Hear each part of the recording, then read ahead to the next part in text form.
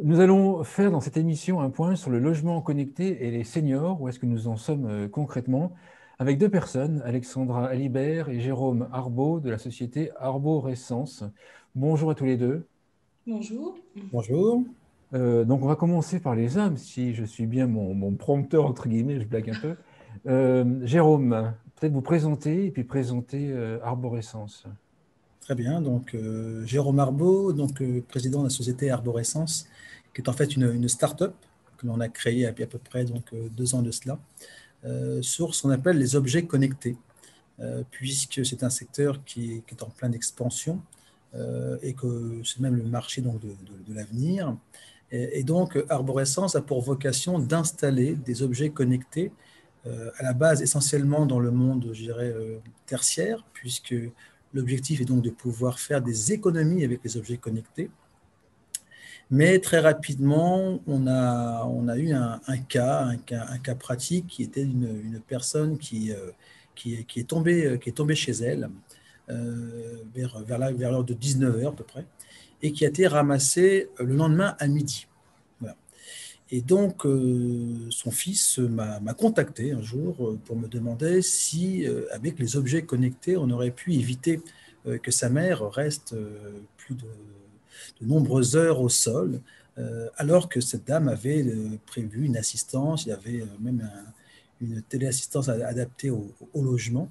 Et c'est là que rapidement, je me suis rendu compte qu'effectivement, l'objet connecté aujourd'hui n'était pas rentré dans le logement pour, entre guillemets, aider l'occupant. Mais aujourd'hui, l'objet connecté est plutôt un produit qui aujourd'hui est plutôt, je dirais, à la demande, c'est-à-dire qu'il faut appuyer sur un bouton pour avoir une action. On peut éventuellement le faire par la voix, éventuellement, pour avoir un pilotage. Mais l'objet connecté n'est pas toujours en ce qu'on appelle en préemptif, c'est-à-dire va permettre de faire des actions avant même qu'on lui demande. Voilà.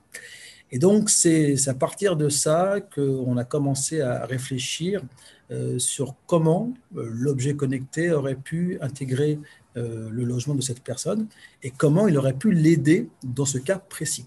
Voilà, le fait de dire que la personne est tombée, personne n'est au courant que cette personne est tombée, mais l'objet connecté, donc la technologie, va prévenir quelqu'un pour dire attention, il y a effectivement une anomalie, il y a quelque chose qui ne va pas chez Madame Attel, et donc appelez-la, allez la voir, envoyez quelqu'un pour pouvoir l'aider. Voilà. Et donc c'est comme ça, c'est par ce cas pratique que la société Arborescence a mis au point des solutions adaptées donc, au logement et surtout essayer de dire l'objet connecté n'est pas uniquement un produit parfois un petit peu geek, parfois qu'on pourrait dire que souvent c'est des personnes un petit peu geek qui aiment les objets connectés, mais que l'objet connecté peut être aussi utile et pratique dans la vie de tous les jours et effectivement peut aider des personnes qui n'ont peut-être pas la possibilité de faire autrement. Je m'explique, je suis capable effectivement de me lever de mon canapé et d'allumer la lumière, hein, donc de me lever, d'appuyer sur un bouton pour allumer la lumière, mais je peux aussi faire aujourd'hui avec l'objet connecté par la voix. Voilà. Parce que je suis quelqu'un d'autonome, de valide, donc je peux le faire, j'ai le choix. Mais une personne qui malheureusement est moins autonome, qui perd son autonomie, aura besoin d'un produit comme celui-ci pour pouvoir allumer la lumière automatiquement, sans qu'elle ait besoin de se lever de son fauteuil ou de son canapé. Parce que là, on est vraiment sur un cas pratique et utile. Donc voilà, donc pour nous, voilà, on pense qu'effectivement que l'objet connecté va devenir de plus en plus un produit utile. Et donc c'est comme ça qu'effectivement on a mis un pied dans le maintien à domicile et surtout que j'ai rencontré notre chère Alexandra qui nous a apporté son expérience par rapport à ça. Donc, je vais la laisser se présenter et en même temps nous parler un petit peu du De maintien l'environnement. à domicile. Alexandra. Alors moi c'est Alexandra Alibert, donc responsable commerciale chez Arborescence. Donc j'ai 21 ans d'expérience dans le maintien à domicile, puisque j'ai commencé en tant qu'aide-soignante tant en structure qu'à domicile. Donc je connais les problématiques des deux côtés. Ensuite, je suis devenue conseillère en économie sociale et familiale donc au sein d'un soin de suite et réadaptation, où j'ai dû mettre en place donc des aides à domicile à la sortie d'hospitalisation donc des patients, où j'ai vu justement les difficultés que rencontraient donc du coup les familles lors de la mise en place donc des aides, que c'était compliqué de faire un choix à certains moments, et la difficulté aussi pour nos patients donc d'aller vers le choix des enfants pour les rassurer, pour les déculpabiliser, ce qui est assez compliqué parfois, entre le choix du domicile où on risque donc certains accidents domestiques, les chutes, ce qu'on retrouve le plus souvent, ou donc du coup le choix de la maison de retraite pour éviter d'embêter les enfants, pour rassurer donc les enfants. Donc, je suis devenue professeure en sciences et techniques médico-sociales par la suite, donc en lycée professionnel, où j'ai enseigné aux élèves qui allaient intervenir donc, par la suite donc, auprès donc, des personnes âgées à domicile et en structure. Donc, j'ai enseigné donc, tout ce qui était donc, les techniques de soins et les techniques d'animation principalement. Et par la suite, donc, j'ai rencontré Monsieur Arbaud sur un forum qui m'a expliqué donc, sa solution, donc Senior Home Connect, et où je suis totalement tombée amoureuse de cette solution, puisque du coup, pour moi, c'est la solution qui convient justement donc, pour répondre aux problèmes donc, rencontrés pour les familles, pour les patients et pour les SAD. Donc les problématiques rencontrées principalement, c'est le fait déjà que 90% des seniors souhaitent rentrer chez eux et que dans la réalité, ce n'est pas ce qui est spécialement effectué, puisque beaucoup sont dirigés vers des maisons de retraite ou des EHPAD. On a l'isolement des seniors qu'il faut aussi prendre en compte, et ça, on s'en est aperçu quand même avec le Covid, que c'était quelque chose qui était très, très important. C'était vraiment une grande problématique pour les seniors ou pour les personnes en situation de handicap. Mais en tout cas, c'est quelque chose qu'il faut prendre en compte. Et on a aussi ce qu'il ne faut pas négliger, et ce qui est important aussi à prendre en compte, c'est la difficulté pour les SAD de recruter donc, des auxiliaires de vie sociale et de les fidéliser, de les garder. Comment en fait valoriser ce métier pour que les auxiliaires de vie sociale donc, soient plus recrutés, soient plus facilement recrutés par les SAD, et comment faire de ce métier un beau métier, puisque c'est un métier dont tout le monde a besoin, tout le monde aura besoin un jour, et voilà, il faut pas le négliger. Ensuite, il y a une autre problématique qu'il ne faut pas également oublier, c'est l'aménagement quelquefois qui est nécessaire donc, au sein des logements. Soit pour le maintien de l'autonomie, ou ce qu'on retrouve aussi beaucoup, c'est les logements vieillissants. On s'est trouvé confronté, donc on a un partenariat avec OxyLife, où donc du coup on a une phase test qui est lancée, donc en direct avec donc leurs bénéficiaires.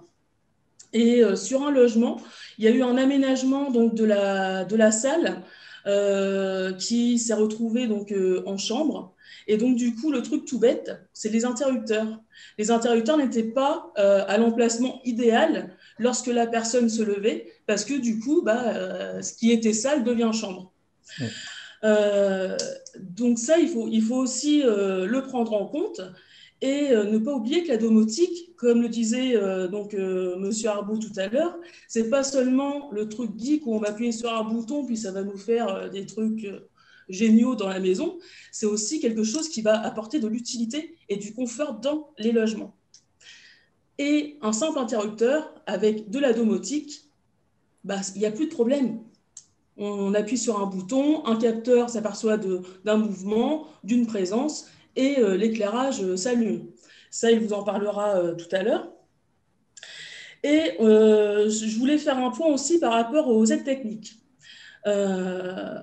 Alors, il y a 10 ans, donc j'étais conseillère en économie sociale et familiale. Il y a 10 ans, je faisais des dossiers pour donc, la mise en place d'aides techniques donc, au sein des logements.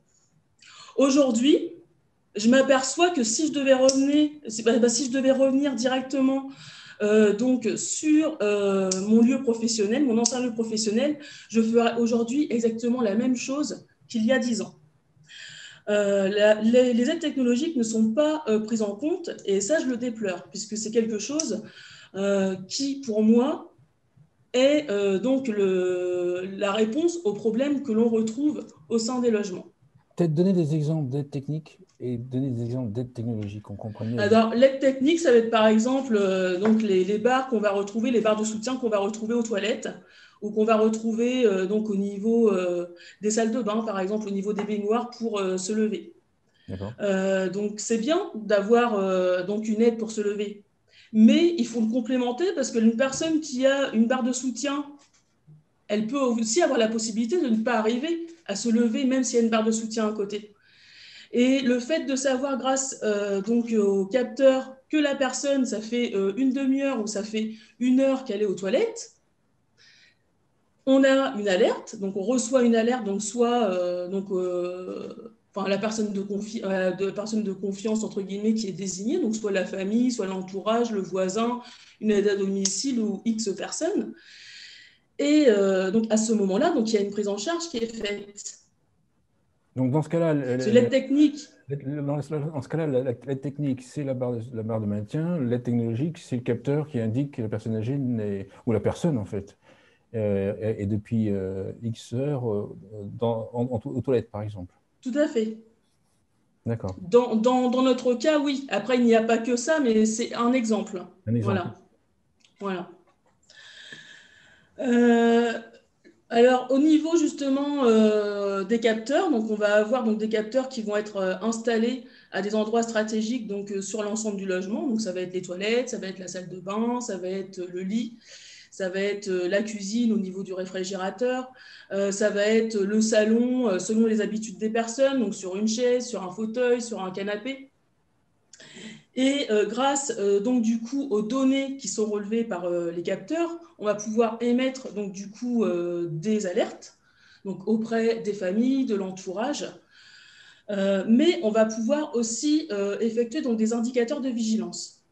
Les indicateurs de vigilance, c'est toutes les données qui seront donc présentes, mais qui n'auront pas suscité d'alerte, mais qui sont quand même importantes à prendre en compte, puisque grâce à ces données, on va pouvoir savoir donc, le taux d'activité physique de la personne par rapport à ses déplacements qu'il y a dans le logement, son taux de fatigabilité par rapport donc, à l'ensemble des capteurs qu'on va pouvoir mettre au niveau des chaises, etc., ou du lit.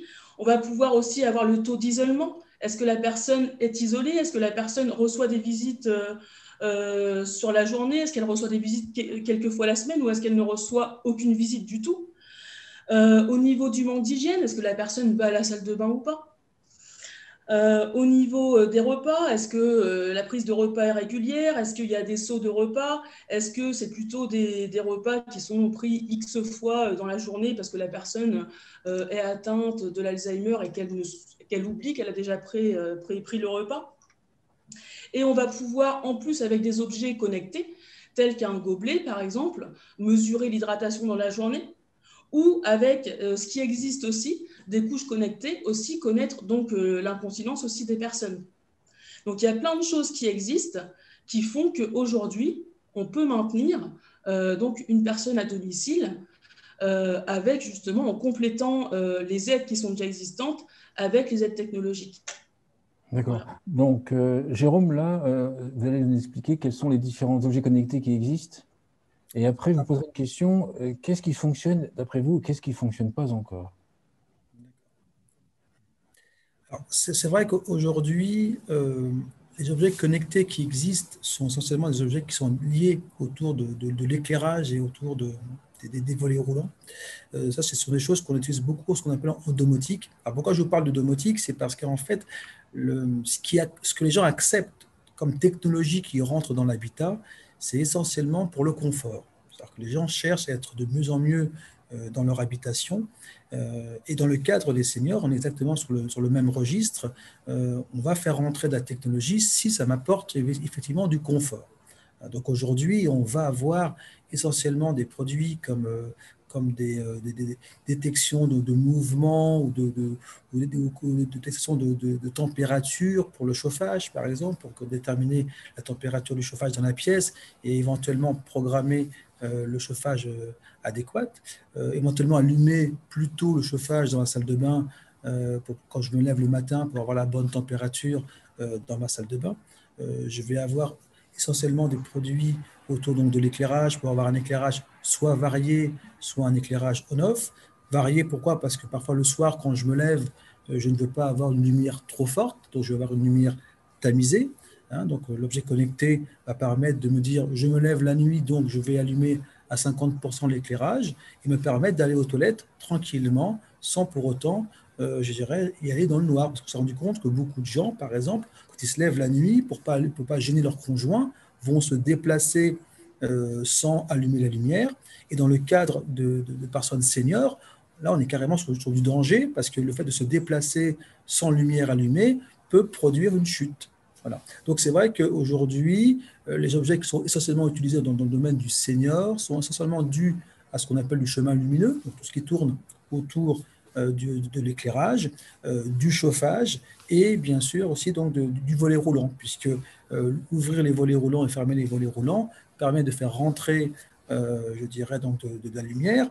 Et certaines personnes qui souvent sont alitées n'ont pas toujours la possibilité de pouvoir ouvrir leurs volets eux-mêmes, donc attendent souvent qu'une personne tierce qui vienne de l'extérieur puisse venir leur ouvrir leurs volets. Ça, c'est un petit peu aussi une très grosse problématique. Aujourd'hui, je voulais juste rajouter une petite chose justement par rapport aux fonctions des volets roulants. C'est que là, on optimise donc le logement pour les bénéficiaires, mais on optimise aussi le temps de présence des auxiliaires de vie donc, qui interviennent dans les logements. Parce que là, elles n'ont qu'à rentrer, appuyer sur un bouton, et après, elles s'occupent du bénéficiaire. Et quand elles sortent, elles ont juste à appuyer sur un bouton, et on éteint la lumière, et on ferme les volets. On optimise complètement donc, tant le travail des auxiliaires de vie que donc, le logement pour les bénéficiaires. Et ça, c'est important. D'accord. Excuse-moi, Jérôme. Non, c'est très bien, c'est une très bonne remarque. Et c'est vrai que ce côté gain de temps pour les auxiliaires de vie, c'est aussi important parce que c'est aussi ce qui va permettre de faire accepter la technologie aussi dans le monde du travail. Parce que c'est vrai que parfois, quand on intègre une nouvelle technologie, souvent, beaucoup de personnes, souvent en France, on freine des deux fers. Oh non, non, avant on faisait comme ça, je ne veux surtout pas changer mes habitudes de vie. Donc c'est vrai qu'il faut que cette nouvelle technologie, cette technologie qui rentre dans le logement, vienne aussi apporter du confort pour la personne qui est sur place, mais également du confort ou de la praticité pour la personne qui vient travailler dans le logement. Donc, pratiquement, il y a un double challenge à ce niveau-là pour que la technologie soit acceptée dans ce domaine d'activité. Voilà. Et c'est vrai que ce qu'on voit aussi également par rapport à la technologie, souvent, c'est le côté un petit peu santé. C'est-à-dire qu'aujourd'hui, maintenant, l'objet connecté vient de plus en plus sur le côté santé. Ça veut dire qu'on va avoir des montres connectées, par exemple, pour connaître son pouls, pour connaître éventuellement ses rythmes de sommeil. Et de plus en plus d'offres sont autour de la chute, parce qu'on sait que dans le logement, le point numéro 1, souvent, c'est la chute, la personne qui chute dans son logement, et on ne sait pas que la personne a chuté. Et le problème qu'il y a par rapport à la chute, c'est que beaucoup de personnes souvent mettent des capteurs sur la personne en elle-même, style la montre connectée qui va déterminer effectivement le positionnement de la personne. Et si on voit que la personne tombe dans une position horizontale, on détermine la chute. Sauf que malheureusement, souvent à ce qu'on appelle la chute molle, donc la personne qui a un malaise, qui tombe donc verticalement, et là, la montre ne détecte pas ce mouvement de changement de position. Donc l'alerte, souvent, ne part pas parce que la personne est tombée simplement debout, verticalement. Et donc, effectivement, il n'y a pas eu de chute réelle et franche pour que le capteur en lui-même détermine la chute.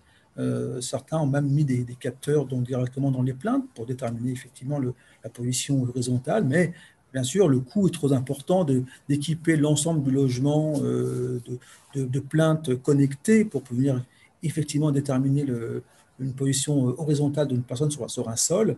D'autres même essayaient donc de mettre des capteurs directement sur le sol, mettre ce qu'on appelle des sols connectés, mais bon, c'est pareil, couvrir un logement complet de sols connectés vient derrière un budget très, très, très important. Donc, il y a des solutions qui existent, il y a des objets connectés qui ont été mis en place sur le marché, mais souvent, soit le coût, soit la vraie valeur de la donnée n'est pas toujours effectivement retenu parce que le capteur n'a pas détecté ou n'a pas envoyé l'information et l'alerte à l'instant T où on aimerait l'avoir. Voilà. Ça, ce sont des produits souvent qu'on retrouve donc de plus en plus. Mais c'est vrai qu'aujourd'hui, ce qui fonctionne réellement, c'est surtout autour de l'éclairage et du volet roulant et également donc du chauffage. Ce sont vraiment les trois fonctions sur lesquelles, effectivement, on va dire que l'objet connecté marche bien dans le logement du senior.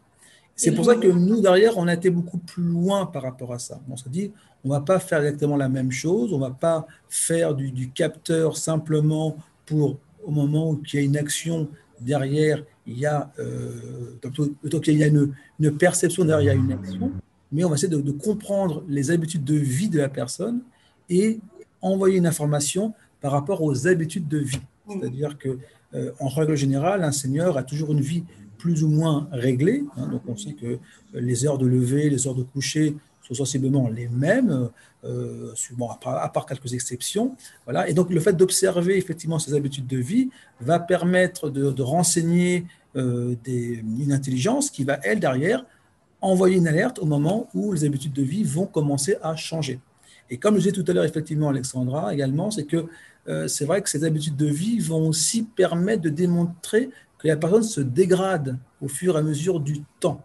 Aujourd'hui, l'objet connecté ne fait pas ça. L'objet connecté ne va simplement qu'envoyer une alerte pour telle ou telle position, mais là, derrière, il ne va pas forcément analyser le comportement de la personne. Voilà. Donc nous, on va plus loin que ça, c'est qu'on va analyser le comportement de la personne et on va permettre de voir qu'effectivement, cette personne est en train de se dégrader. Et peut-être qu'effectivement, déterminer que là, ce n'est plus possible de rester dans le logement, il va falloir l'emmener en structure parce que la personne a trop de dégradation et ne pourra pas rester à domicile. Donc, on va peut-être anticiper la chute ou anticiper effectivement le problème un peu plus grave.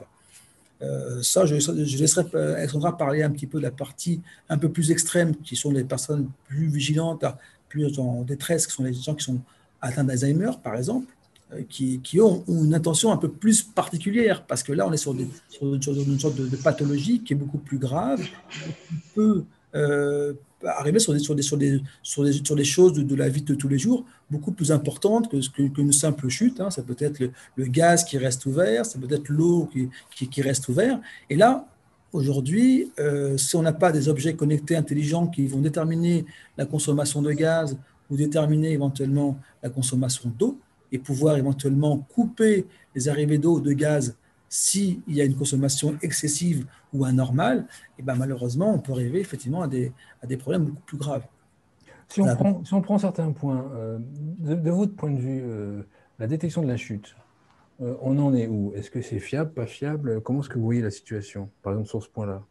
Alors, justement, c'est une très bonne question, puisque aujourd'hui, on sait que le problème majeur dans le logement, c'est la chute, effectivement. Donc aujourd'hui, la chute est une vraie problématique, mais ça dépend comment la chute elle est détectée. Voilà. Aujourd'hui, malheureusement, les systèmes qui sont mis en place sur la chute sont mis en place souvent par ce qu'on appelle par des accéléromètres. C'est-à-dire que la personne doit porter sur elle un équipement technique qui permet de connaître le mouvement de la personne et de voir la position horizontale et la position verticale. C'est ce qu'on appelle un accéléromètre. Malheureusement, quand il y a chute, il n'y a pas tout le temps, je dirais, changement de position. Parce que effectivement, si je chute sur un tapis ou je chute sur une marche, là, effectivement, je vais tomber de façon horizontale à la position, donc plutôt verticale à la position horizontale. Donc là, effectivement, l'accéléromètre va détecter effectivement un changement de position. Mais si jamais je trébuche, par exemple, sur un fauteuil et que je tombe assis sur le sol en position assise, là, l'accéléromètre ne va pas déterminer forcément une grosse accélération parce que je peux tomber de façon très progressive. Voilà. Et c'est là qu'effectivement où il y a l'inconvénient de la partie, je dirais, chute de détection.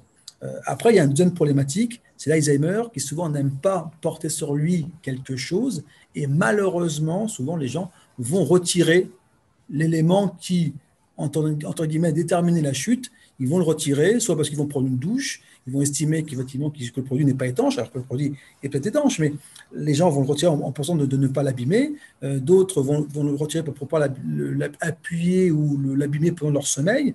Et malheureusement, la chute va toujours arriver au moment où la personne n'a pas l'équipement sur elle. Donc aujourd'hui, la limite de la chute vient du type de détection et de l'équipement qu'on utilise pour déterminer la détection. Par rapport à la chute, qu'est-ce que vous pensez des capteurs qui arrivent à base de laser, enfin de radar, plutôt de radar. Alors effectivement, aujourd'hui, on a une autre technologie qui effectivement de mettre effectivement un radar. Alors, le problème est ce qu'on appelle le côté intrusion. Ça veut dire que aujourd'hui, il y a des personnes qui mettent des caméras, par exemple, pour filmer la personne et pour comprendre le comportement de la personne dans la pièce.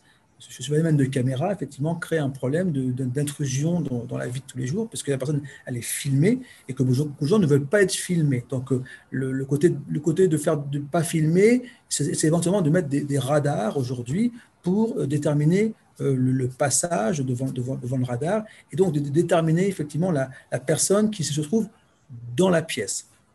Alors, pour nous, c'est un peu la solution que nous, on a effectivement choisie, c'est-à-dire que quand je rentre dans une pièce, que je passe devant ce fameux radar, je vais effectivement déterminer que je suis dans la pièce. Par rapport à cette pièce, je veux dire que dans cette pièce, en temps normal, je vais y rester X temps. Alors, forcément, si la personne va tomber, je ne vais pas pouvoir déterminer à un instant précis, à une date précise, à un instant précis, l'heure exacte de la chute, puisque le radar ne va détecter qu'une présence dans une pièce. Voilà.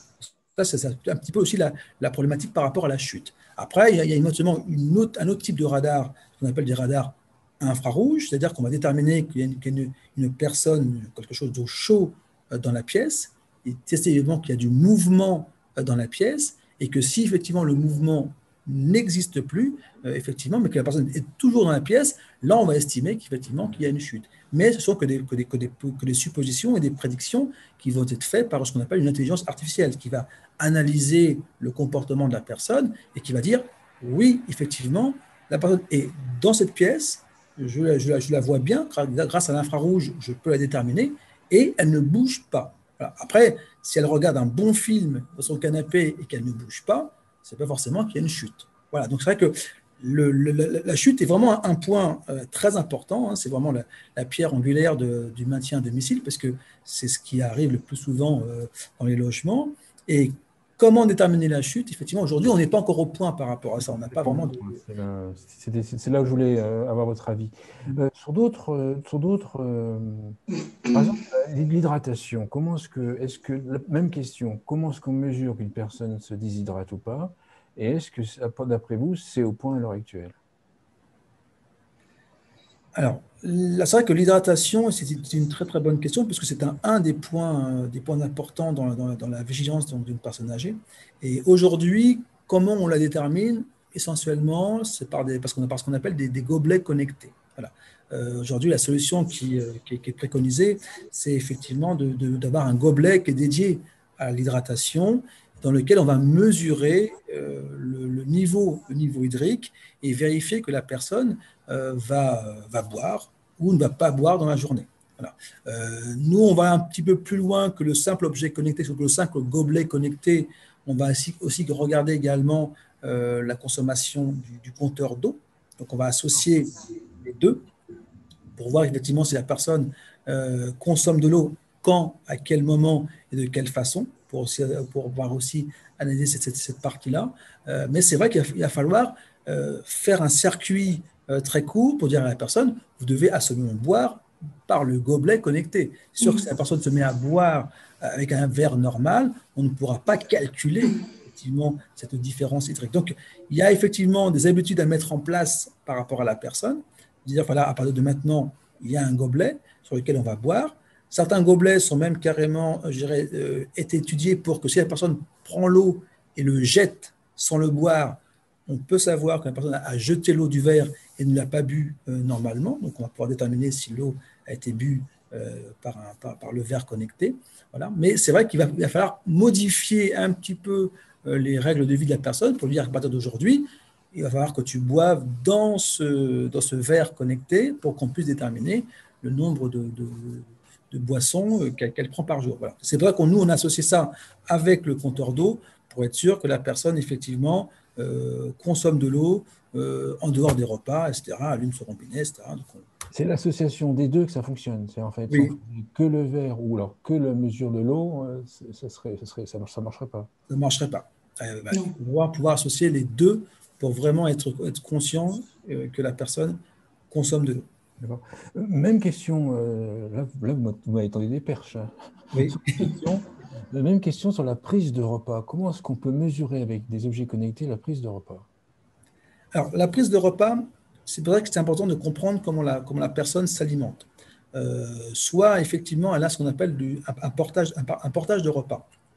Donc, beaucoup de personnes âgées vont effectivement avoir les repas qui sont livrés en général entre 8 heures du matin et 11 heures, 11h30.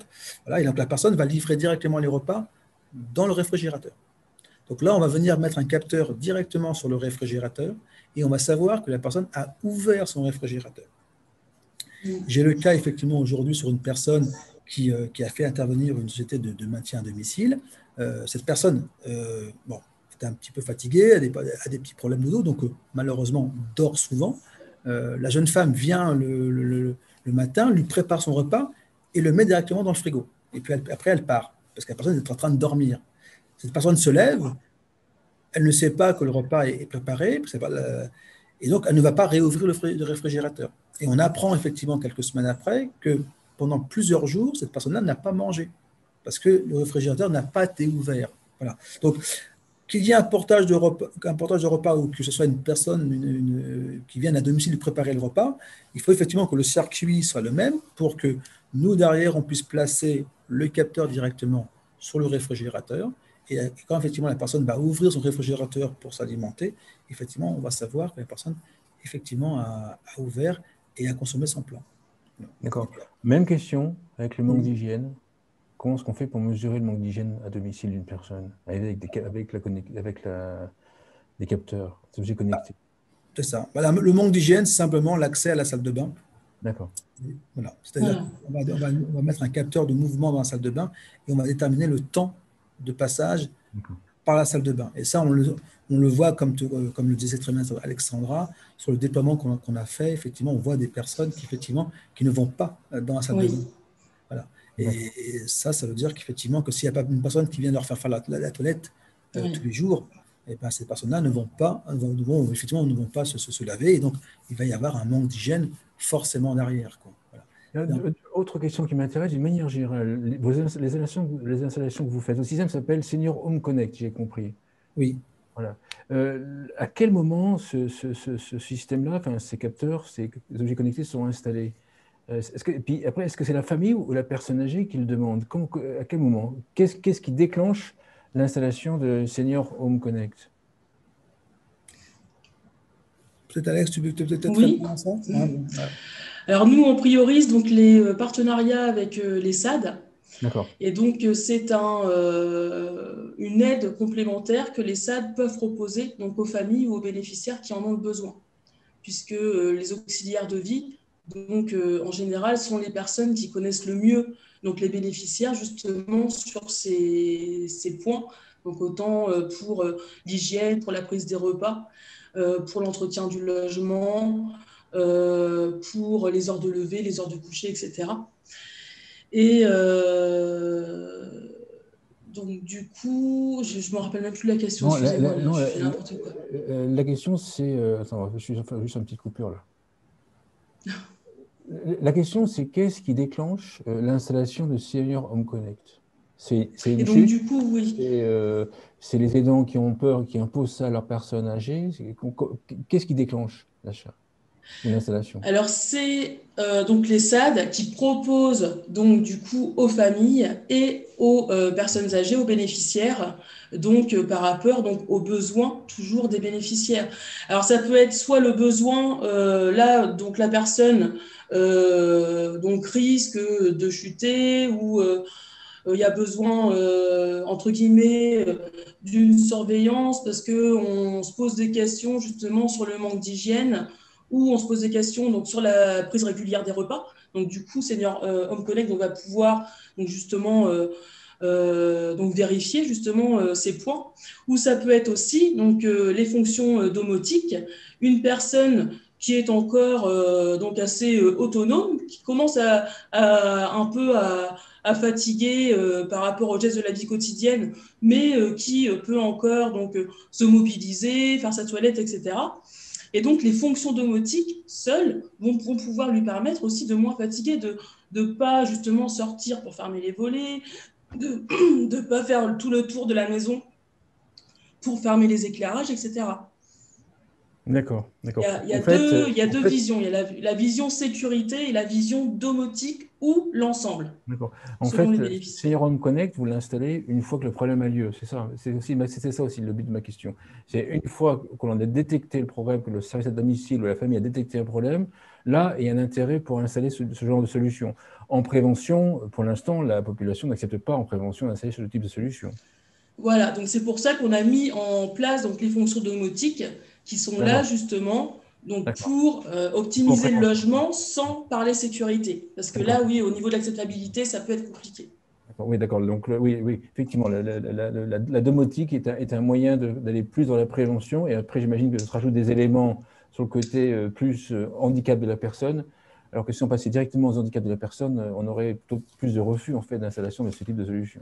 Voilà, tout à fait. Donc la personne a le choix, soit de rester sur les fonctions domotiques et donc par la suite d'activer donc les alertes. Maintenant, si une personne âgée est atteinte d'Alzheimer, qu'est-ce qu'on peut faire pour elle? J'avais osé le dire, osé poser ce type de question. Qu'en peut-on faire pour elle? Alors que peut-on faire pour elle? Donc on va avoir donc du coup les capteurs qui vont détecter les heures de lever, les heures de coucher.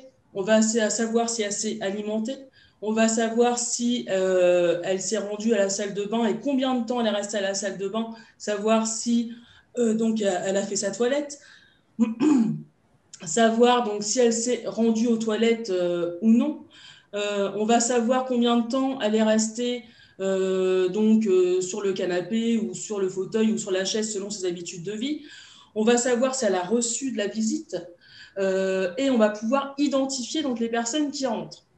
Donc ça veut dire que quand une personne va rentrer, on va pouvoir avoir un système d'identification pour savoir si c'est l'auxiliaire de vie qui est présente, savoir si c'est la famille qui est présente, ou savoir si c'est l'infirmière ou l'infirmier libéral qui passe pour sa tournée journalière.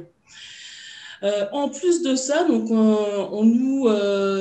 un SAD m'avait rappelé, il m'avait dit qu'il y avait eu la famille donc qui avait pris contact avec elle et qui demandait si le système avait des caméras, parce que justement la famille aurait souhaité des caméras, parce que justement le bénéficiaire était atteint de l'Alzheimer. Et donc, ce qu'on a rajouté donc, pour les personnes atteintes d'Alzheimer, c'est la possibilité, donc c'est quelque chose qui est en option, parce que pour nous, ça reste quelque chose d'intrusif. Donc, c'est seulement sur le choix du bénéficiaire ou de la famille de mettre donc, des caméras en plus pour donc, du coup, la surveillance, entre guillemets, des personnes atteintes de l'Alzheimer. Évidemment, on est bien conscient que il y aura sûrement des limites qu'on ne pourra pas résoudre avec notre solution, mais on peut quand même aller plus loin que ce qui existe déjà. Et c'est ce qu'on prône aujourd'hui. Oui, en fait, gagner du temps pour les personnes âgées à domicile, Voilà, tout à fait. en EHPAD. Jérôme, le logement adapté selon la dépendance. Effectivement, le logement doit s'adapter aux dépendances, hein. C'est vraiment le gros challenge aujourd'hui, hein. C'est qu'aujourd'hui, un logement, quand on le fait construire, quand on choisit une habitation, il faut qu'on puisse rester le plus longtemps possible. Donc, il faut que le logement s'adapte à notre dépendance. On va au début, effectivement, comme tout à l'heure le disait Alexandra, je suis une personne senior, je commence à vieillir un petit peu, je suis encore très, très agile et très dépendant. Je vais utiliser que les fonctions domotiques. Je vais utiliser que des fonctions de confort parce que je veux avoir du confort et moins me fatiguer. Mais bien sûr, en prenant de l'âge et en perdant en dépendance, eh ben, je vais avoir besoin de plus de surveillance et plus de, de remontée de données. Et donc là, à ce moment-là, je vais commencer à appliquer, donc à intégrer plus de capteurs et ou éventuellement carrément brancher le système de surveillance qui peut-être au départ n'était pas du tout prévu à la base, parce qu'à la base, c'était uniquement du confort que je voulais avoir dans mon habitation. Donc c'est vrai que grâce à une solution comme celle-ci, on va vivre le plus longtemps possible dans son logement. Et le logement va s'adapter en fonction de sa dépendance. Voilà. Jusqu'à peut-être, pourquoi pas, un GIR 1 ou un GIR 2, où je suis complètement alité. Je ne sors pas de mon lit parce que mon état de santé ne me le permet pas. Le logement doit pouvoir interagir et réagir à mes besoins. Voilà, c'est pas parce que je suis dans un lit sans me lever que je ne peux pas ouvrir donc mes volets à distance, que je ne peux pas allumer la télévision, que je ne puisse pas avoir un semblant de vie entre guillemets normale, c'est-à-dire que je dois pouvoir communiquer avec mon extérieur, même si je reste complètement dépendant dans mon lit, parce que je ne peux pas me déplacer. Et c'est ce qu'on rencontre de plus en plus, hein, des personnes qui se dégradent, qui n'ont peut-être pas forcément le coût financier de pouvoir aller en institution, donc parce que c'est vrai qu'aujourd'hui, être en institution a quand même un coût, même s'il y a des aides qui existent, mais parfois qu'on n'a pas de famille, on n'a pas cette possibilité de pouvoir payer donc en institution. Et donc, je vais rester chez moi, mais mon état de santé me fait que je suis tellement dépendant que j'ai un service minimum. Ben pour moi, la technologie est là pour venir pallier à ce manque de dépendance. Et plus je vais effectivement perdre en dépendance, et plus je vais ajouter de la technologie pour compenser et continuer à vivre une vie, je dirais, normale, pouvoir contacter ma famille via éventuellement un système de visioconférence. Hein. Je peux, si dans ma chambre, j'ai une télévision, pouvoir contacter mes enfants qui sont peut-être à 500 ou 800 km de là, via un système donc, de visioconférence, dialoguer avec eux. Hein. Pourquoi pas dialoguer entre personnes âgées pour créer un réseau social de personnes âgées, parce qu'on sait qu'aujourd'hui, l'autonomie fait que les gens sont de plus en plus isolés. Hein. Souvent, beaucoup de gens sont seuls dans leur logement pendant des mois et des jours. Personne ne vient les voir. Donc, ils peuvent rentrer en contact entre eux et créer un lien social via la technologie. Hein. On sait que nous, aujourd'hui, les réseaux sociaux ont énormément développé, mais tout le monde ne maîtrise pas forcément l'outil technique des réseaux sociaux, et une simple visioconférence sur une télévision de connexion automatique peut permettre à des personnes de dialoguer entre elles sans pour autant maîtriser la technologie. Parce que souvent, le frein d'une personne senior, c'est le fait que je ne maîtrise pas l'outil informatique ou je ne maîtrise pas l'outil technique, et donc je ne peux pas, entre guillemets, profiter de ces avancées technologiques qu'aujourd'hui nous utilisons tous les jours. Voilà, donc aujourd'hui, le gros challenge, c'est que la technologie doit venir au service de la personne dépendante et pas l'inverse. Il ne faut pas que la personne dépendante se serve d'outils qu'on a tous les jours, mais que la technologie s'adapte à cette dépendance. Et donc, on doit concevoir de nouveaux produits qui sont de plus en plus adaptés à ce type de situation. Et aujourd'hui, avec cette époque Covid, on l'a vu, hein, le nombre de personnes qui se sont retrouvées isolées dans leur habitation, qui n'ont pas pu communiquer avec leur entourage et qui ont même été jusqu'à malheureusement perdre la vie. Parce qu'à partir d'un certain âge, l'isolement peut être aussi source de syndrome de glissement. De mort. Hein. Donc, il faut effectivement prendre en considération ces problématiques et la technologie est tout à fait mûre aujourd'hui pour pouvoir apporter ce type de service. Voilà. Ce qui n'était peut-être pas forcément réel il y a quelques années.